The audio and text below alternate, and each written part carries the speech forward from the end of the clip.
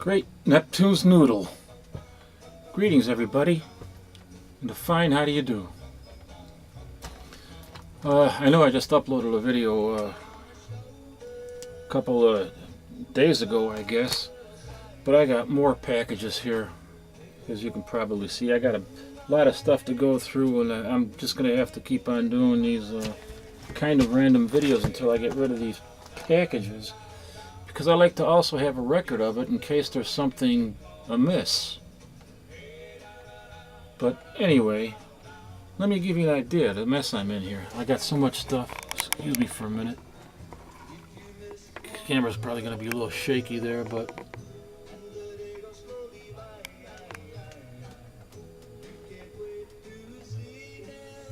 And I got more in the red box down here that I have to go through. And this is my desk here.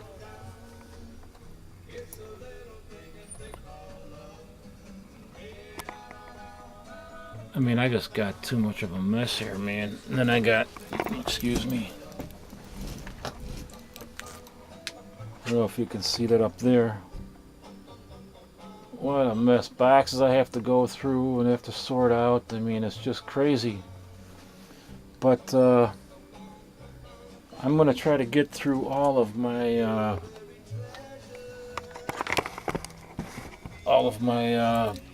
packages so I can, you know, focus on getting things organized here. So anyway, another one of these randoms. I don't even know how I'm going to continue to pay for all this stuff. Oh, for crying out loud. I need a sugar daddy.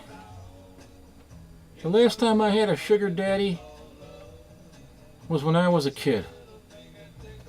As a matter of fact, I'm going to have myself a sugar daddy right now. Boy, they sure got small. They used to be pretty big when I was a kid. Maybe I better not have one now because it sticks to your teeth. It's all caramel. Oh well. I'll have a sugar daddy lady. I mean a sugar daddy later. Sugar daddy lady. Oh, brother. Okay. Oh, what I wanted to show you here is I got, this is my copy of Reanimator, and I had it signed down there by, kind of a friend of my wife's, you know. I know him, too, but we're acquaintances and stuff like that. He is the screenwriter, along with Stuart Gordon. He wrote the screenplay for Reanimator, and his name is William J. Norris. He hangs out at the bar where I go, you know, where my wife works. Gimpy204 was there with me too, and yeah, he's credited back here, William J. Norris. I don't know if you can see it. No, you won't be able to see it. His name's there, William J. Norris. But anyway, he signed that for me. And then I picked up a copy of The Bride of Reanimator, which he had nothing to do with. But,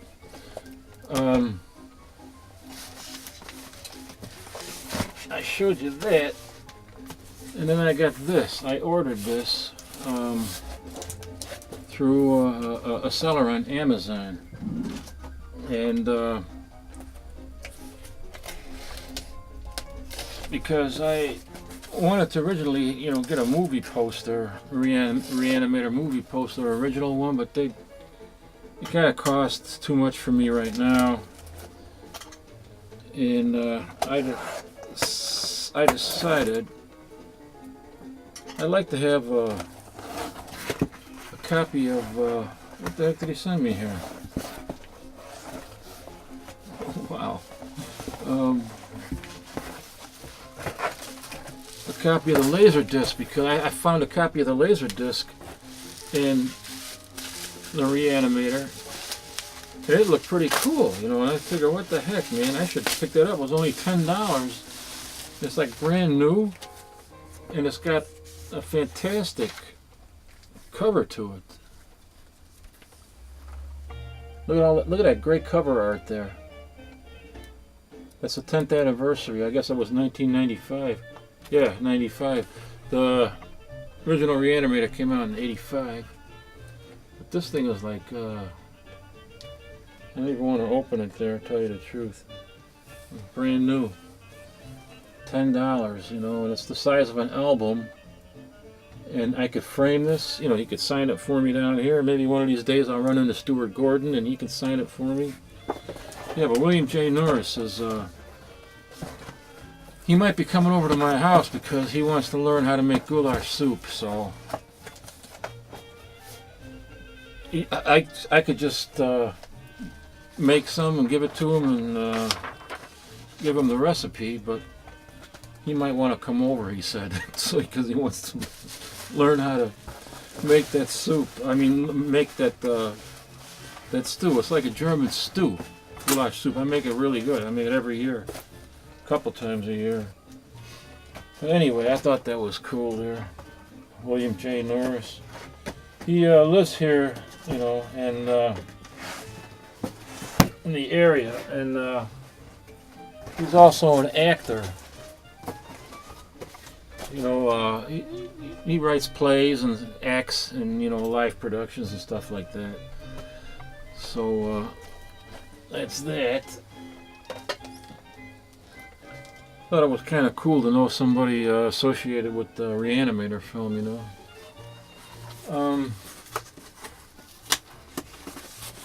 What I got here, as you're going to see in a minute, got all this on Amazon. These are 6 copies of Creature from the Black Lagoon. The original. This is the 1954. I think it came out in 54 or 55. I'm pretty sure.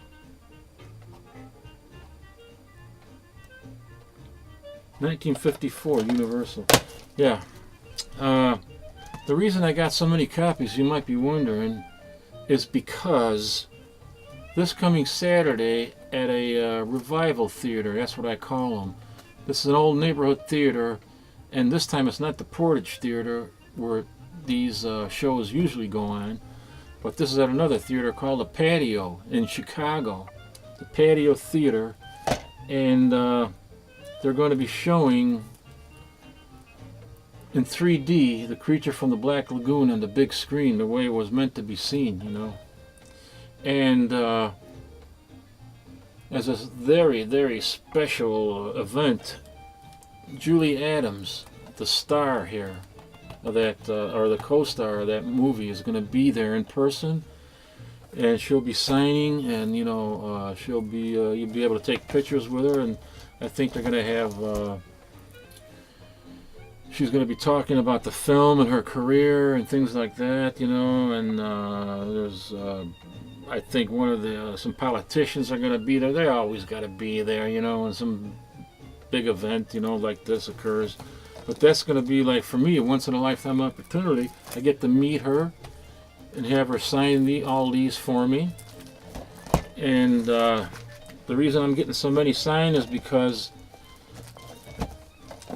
in an upcoming contest or raffle that I'm going to be doing, you know, when I hit maybe, I don't know, when I'm pretty close up there to 2,000 subscribers or whatever. I don't want to be presumptuous and think that I'm going to get that far, but or 1,900, whatever, you know. But I'll probably give some of these away then as part of the contest prizes.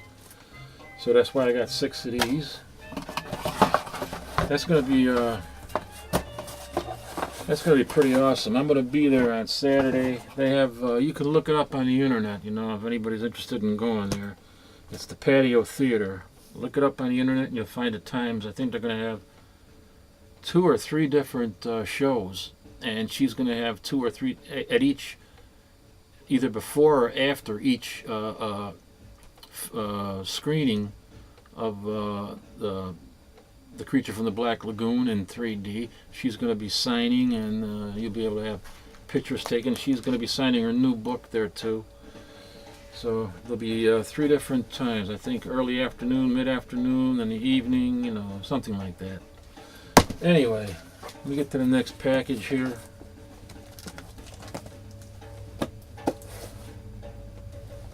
Great moogly googly. Where's my knife? Here it is. Watch me cut myself like the last time. I didn't even feel it and I was bleeding. Drops of blood on my comic books.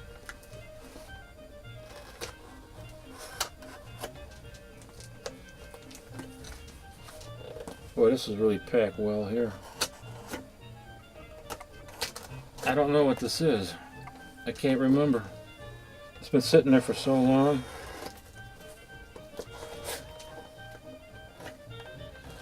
But it's about time I open it and find out what it is and put it away. Start organizing stuff, man. I was getting really depressed, stuck in that one job and seeing no end to it, you know. And I still get depressed once in a while. So then when that monster rears its ugly head, I don't feel like doing anything, man. If you ever suffer from depression, anybody that suffers from that knows what I'm talking about. Come on. Oh, sweet Mother Goddess. Now I'm getting mad.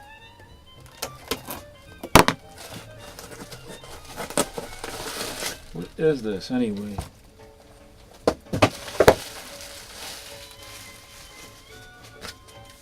Oh boy, it's a mystery.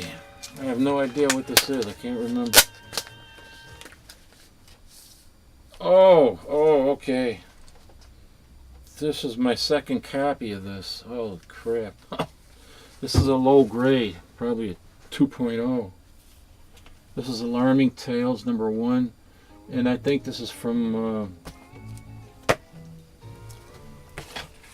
Scooby-Doo. Do I have any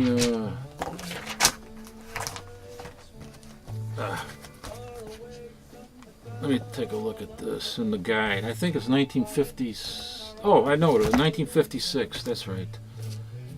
1956. Jack Kirby cover, and I think Joe Simon did the inks on it.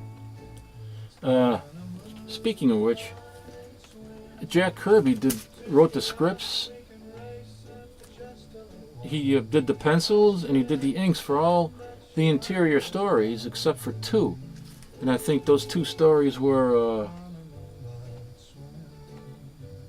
those 2 stories were one of them was because the historians don't know if Kirby actually did the scripts or the pencils for those 2 stories, and I think they were Blind Fury and there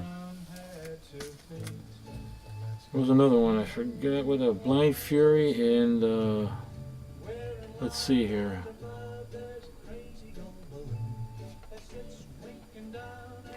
Wow, this is pretty bad. Blind Fury and Sealed Doom. That's it. Blind Fury and Sealed Doom are the only 2 stories that we're not sure of if Jack Kirby actually had anything to do with those 2 stories. But what's interesting in here, Alarming Tales. This is published by Harvey, 1956, and there's a story in here that he did which is the prototype for Kamandi. Most of you already know that. This is the one, The Last Enemy. This is the prototype for Kamandi. Now this is originally a 6-page story. And as a matter of fact, I'll show you a couple more pages here. We're starting to get the talking animals here, anthropomorphic tail. There's another couple pages. But if you are interested in, if you don't want to, this would be a good comic book to buy, to invest in. Like I said, this is kind of, the cover on here is brittle. It's coming apart. You can see it's missing pieces, and I just touched it up there and a piece started to come off. But I didn't pay that much money for this. At least I don't think I did. Better not. No, I wouldn't have paid much money for this at all. As a matter of fact, I probably paid like maybe $30 or $25, but in this condition. But I wanted it in a low grade reading copy because I do have it in a higher grade. Wait a second, let me show it to you.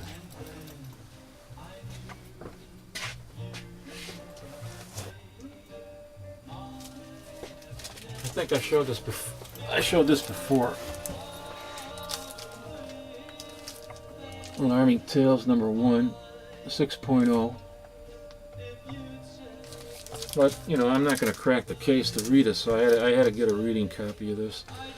And if anybody's interested in the story, if they don't want to buy the book or can't afford to buy the book, there's an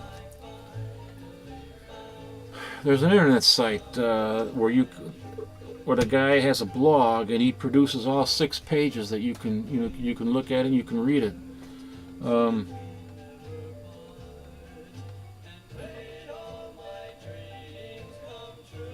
I can't remember the name of the site now.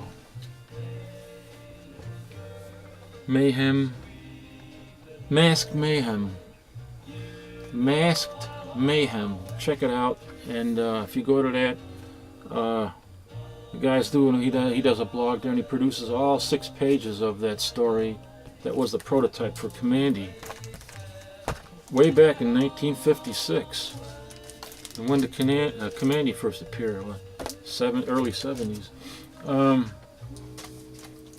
Yeah, so that's that. And a lot of interesting, you know, if you can afford to buy a low-grade copy to read, you know, it'd be worth it. Because you get like 8 stories in there, and the 6 are for sure are Jack Kirby pencils, inks, and scripts. So what else I got here? I don't know. Oh, let me open up another package here. See what this is.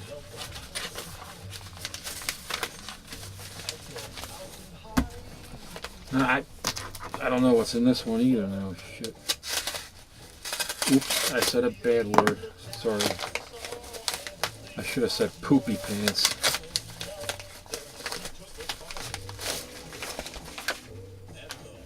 See what this one is. It's been sitting here for so long. Oh, it's falling right out of there. Oh, Adventure into Fear number 13. That's one of the books that I needed to complete my run. Adventure into Fear. That'll go there. And this actually I just got this today, I think. This one. Yeah, this came today.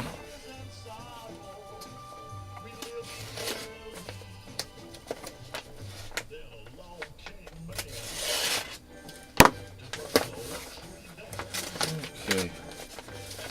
See what I got in this one.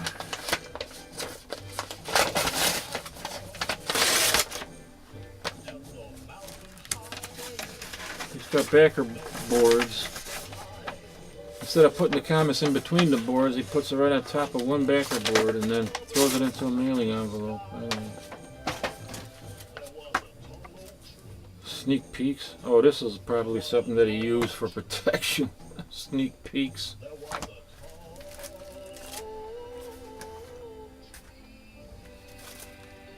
Well, they arrived here okay. But, it's Adventure into Fear number 14, another one that I needed to complete my run. And number 12.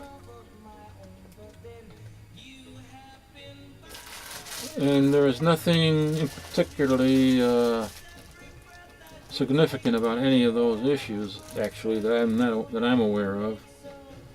I know that this is 14. I know that 15 was the first full-length Man-Thing story.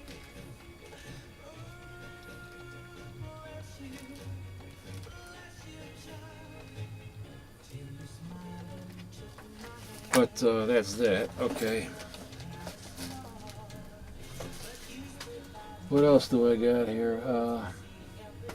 That's kind of random. I got more boxes to open up here. But I'm going to have to get to this at some other juncture in time, and I'll probably open those without doing a video on them. Reanimator, I talked about that.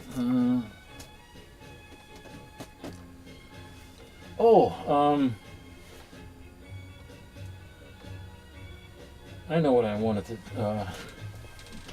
talk about real quick here. I found a bunch of my stuff. I mentioned a while ago that I got a lot of the stuff, a few things from when I was a kid that I ordered through comic book ads, and some stuff that I subsequently bought, on eBay, and then I still have stuff when I was a kid that I bought at the dime store, and I knew they're spread out all over the place between two different, buildings that I have, and I started finding that stuff now, and this was one of the things. This is an ad for 104 Kings Knights, $1.49. This appeared in comic books in 1963. This particular ad, I made a note in the back here, was from My Greatest Adventure 81, from 1963. My Greatest Adventure 81. That was the Doom Patrol. I think that was the second appearance of the Doom Patrol, and this ad was in there, and I found my original set. I have this set, and it's complete. Where the hell is it? I just pulled it out somewhere.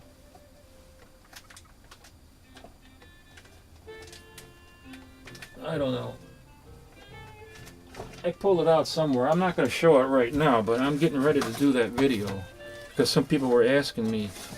I found this. This is another one. This is this contains. Let me see if I can reach that. Here. This is a comic book ad that was back in the '60s too. Task Force. It was also popular ad in the '70s. In the back of comic books, and I bought this. Got my original box and everything. It's in here. That's it. I'm going to show you this. Show you the set there, and I got a bunch of stuff too. And I got the remember this one here? Nope. I don't know if I got it here now. Let me see. The Revolutionary War soldiers. Everybody remembers these if you collect any old comic books.